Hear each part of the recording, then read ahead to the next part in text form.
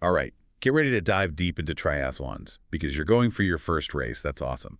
And we've got a ton of articles and forum threads about gear, training, the whole 9 yards. So let's break it all down and get you prepped and confident to just crush that first triathlon experience. Sounds like you're jumping into a world that can feel a little scary for newbies, but honestly doesn't have to be. It's interesting how many people get in their own heads before they even begin. Yeah, totally. It's all about taking it one step at a time. Speaking of steps, the first thing that popped out in these sources is all the talk about tri-clubs. I don't know, am I wrong, or do they seem like they offer way more than I thought? You're picking up on something for sure. People tend to see triathlon clubs as these exclusive groups for like the hardcore athletes, but honestly, they're super welcoming, especially to beginners. Think about it. Who better understands the whole triathlon thing, the highs and lows, than people who've actually done it themselves? Okay, that makes sense. But besides just like the social aspect, what are the real benefits of joining a club? Like the practical stuff. Well, imagine this. You're training for a triathlon, which can feel pretty lonely. But then you've got this whole group to support you. Clubs have structured training plans, they do group workouts, and you get expert coaching all geared towards helping you get better and hit your goals. One person in the forums even said their club really boosted their confidence just from all the tips and cheering each other on. It's like having a built-in support system that totally gets it. Exactly. Plus, they can help you figure out the whole world of triathlon rules, which can be a little confusing. Like, did you know about those yearly license fees in the UK? Imagine rocking up to your first race and suddenly you need this special license. Clubs can help you avoid stuff like that. And I saw clubs in Germany have these Liga starts, which are Yeah. basically team competitions. That just sounds like an extra layer of motivation and excitement. It is. Those Liga starts show how clubs build a real sense of community and push you to be your best. Plus, they often have connections with local shops, which can save you money on gear, especially those big purchases like bikes and wetsuits. Okay, so clubs seem like a great idea. Now let's talk about gear, because that's another thing that can feel overwhelming, especially for a beginner. Do you really need all the fancy stuff and a top-of-the-line tri-suit right away?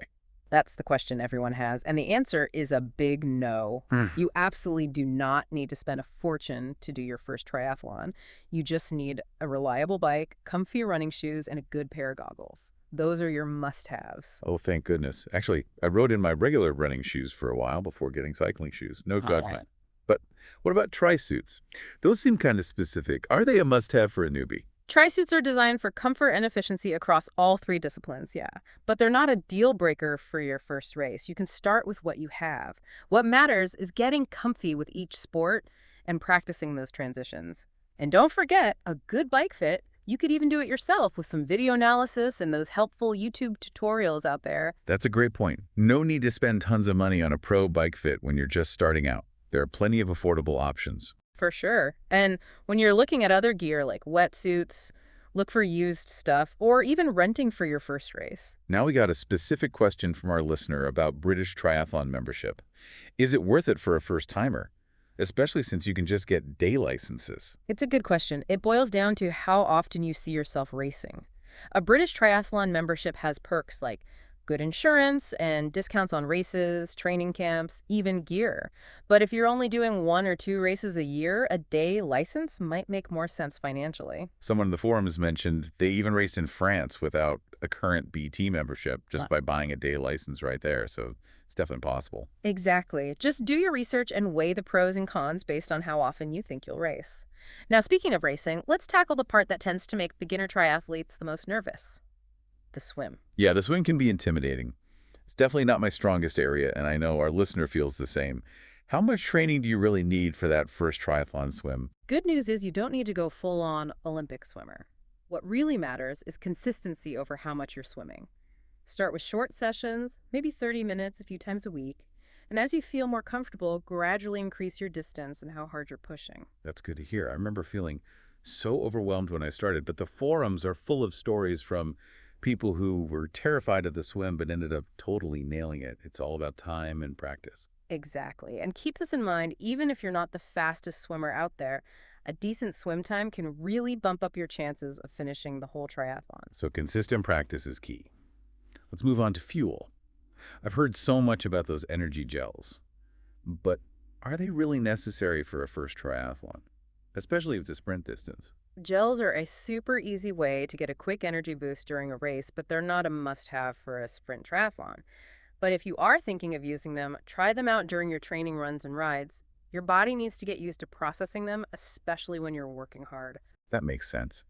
I've heard some, let's say, interesting stories about people who didn't test out their fuel strategy before race day. Yeah, not the best idea. Remember, your digestive system can be trained just like your muscles.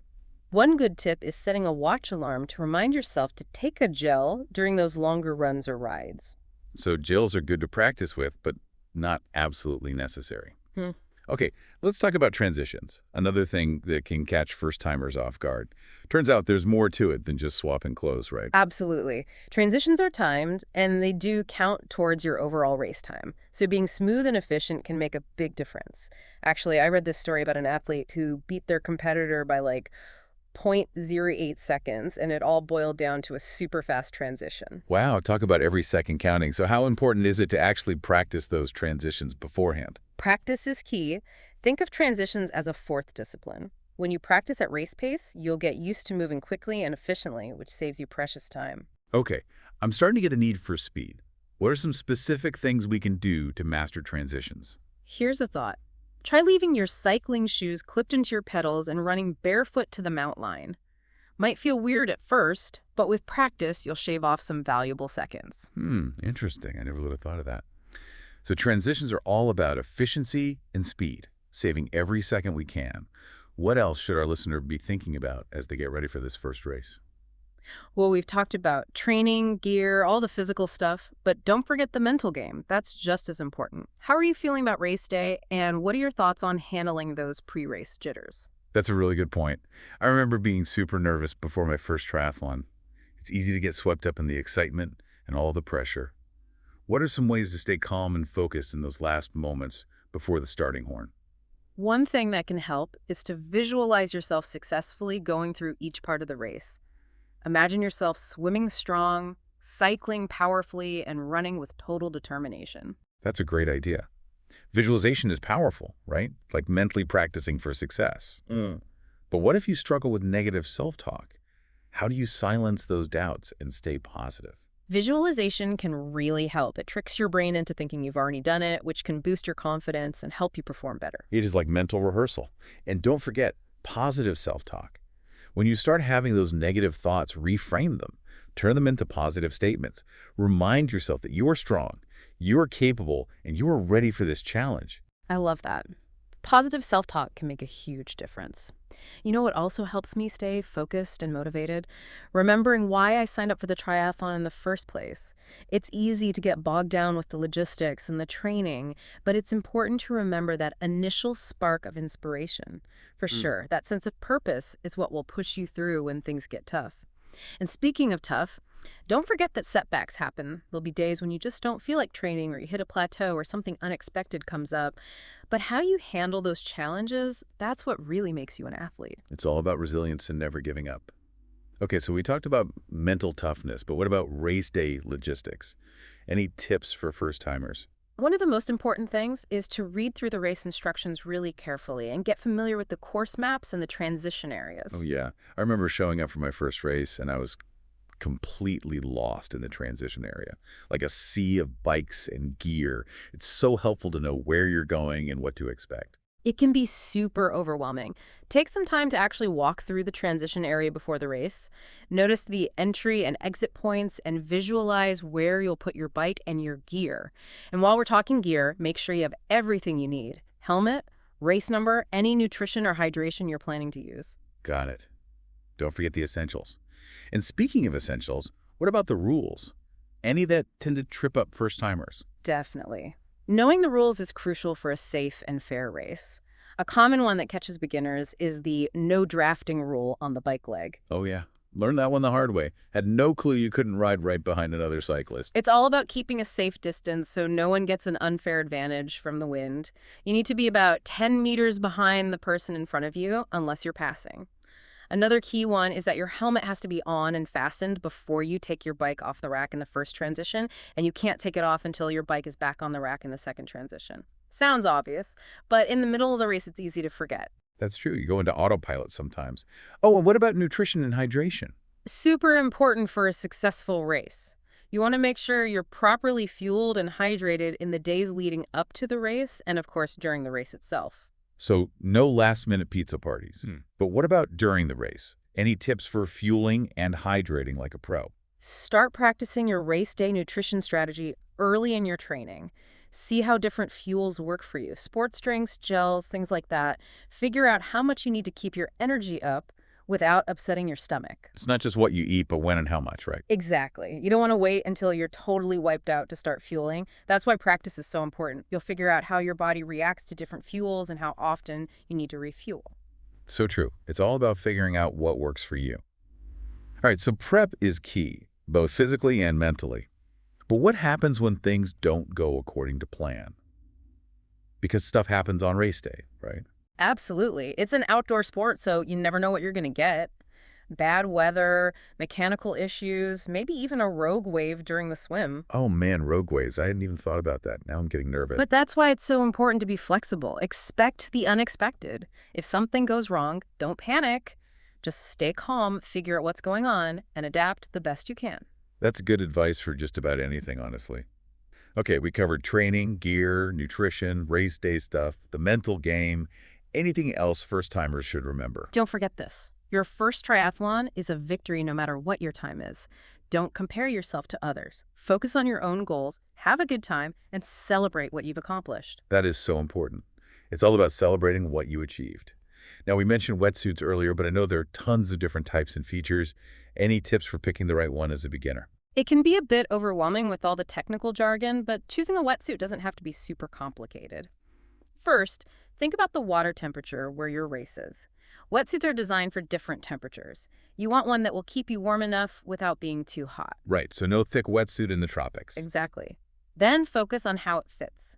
It should be snug, but not so tight it restricts your movement. You should be able to take a deep breath without feeling constricted. Full breath test, check. Anything else? Think about the features you want. Some wetsuits give you more flexibility in the shoulders, which is good for a better range of motion while you're swimming.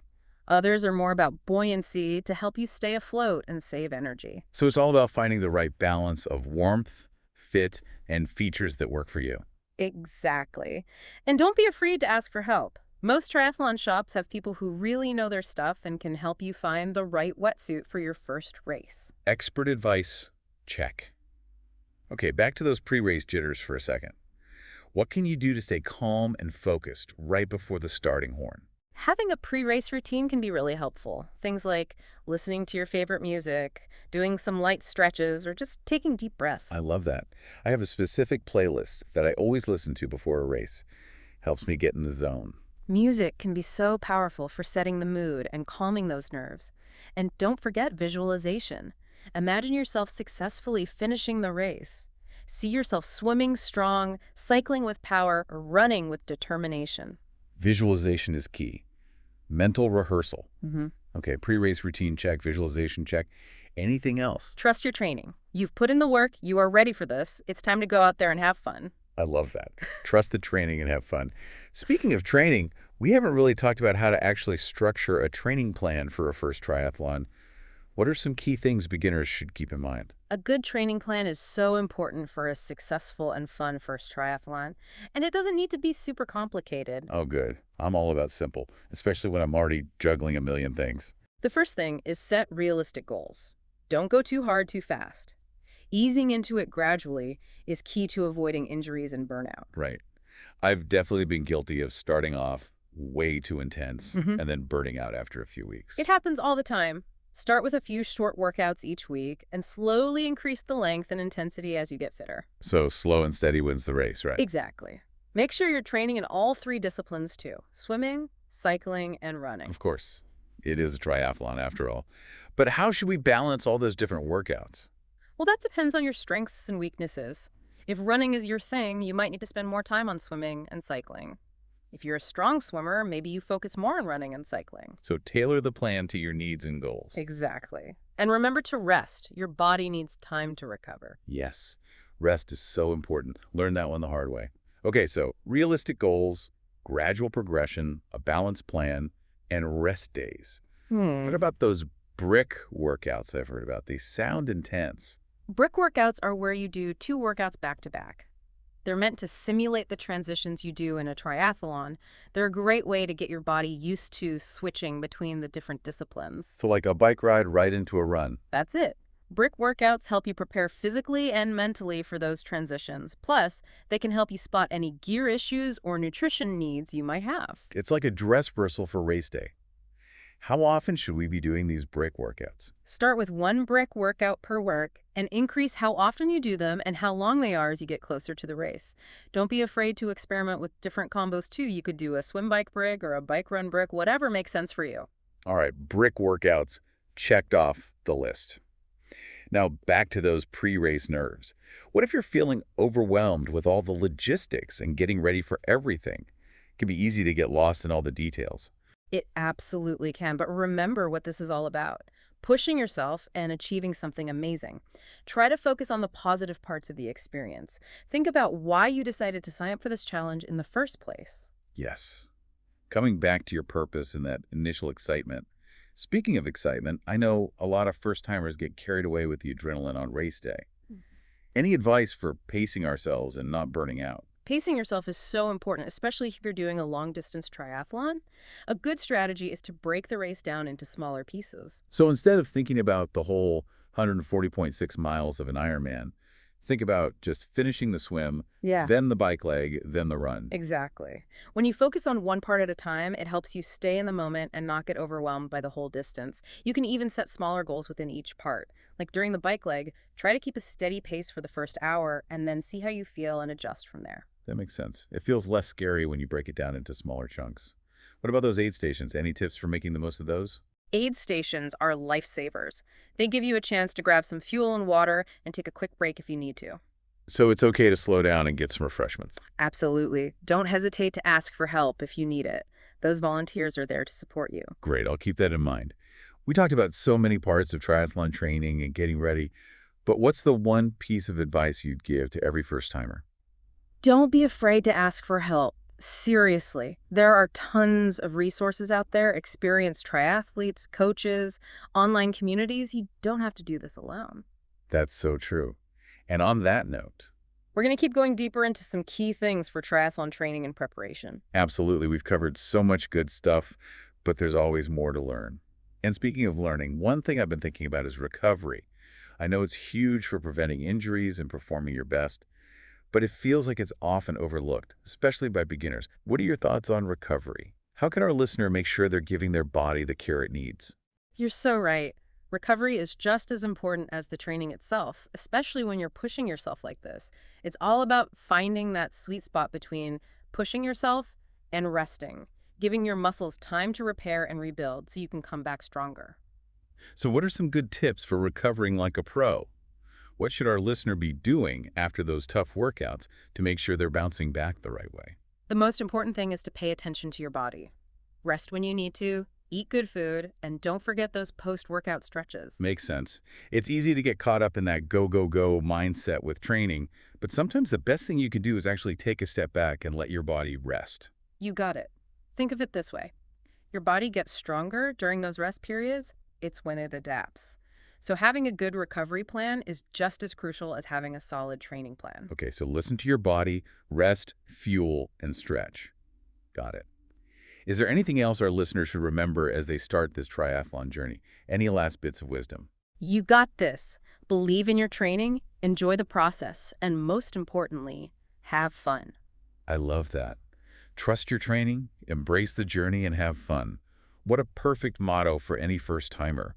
We covered so much today: gear, training, the mental side of things, and all the race day logistics. It's been an amazing deep dive. It really has. We hit all the essential things you need for a successful triathlon. Remember, knowledge is power. You've got all the info you need to succeed. Now it's time to put it into practice. I am so inspired and ready to cheer on our listeners as they cross that finish line. And remember, that finish line is just the start of your triathlon journey. There's a whole world out there. Who knows, you might even get hooked and find yourself signing up for your next race sooner than you think. That's the cool thing about triathlon, right? It's a challenge that keeps pushing you to grow and become even better. Yeah. I think we've given our listener everything they need to crush this first triathlon. It's been awesome diving into this topic with you. It's been my pleasure. Can't wait to see what our listener achieves. To our listener, Thank you so much for joining us on this deep dive into triathlons. We are pumped for you to feel the rush of crossing that finish line. And remember, no matter what obstacles you come up against, we're here to support you every step of the way. That's right. Keep training, keep believing in yourself, and most importantly, have fun. We'll see you on the next episode where we'll be exploring. Well, you'll have to wait and see. Until then, keep pushing your limits and embrace this awesome journey ahead.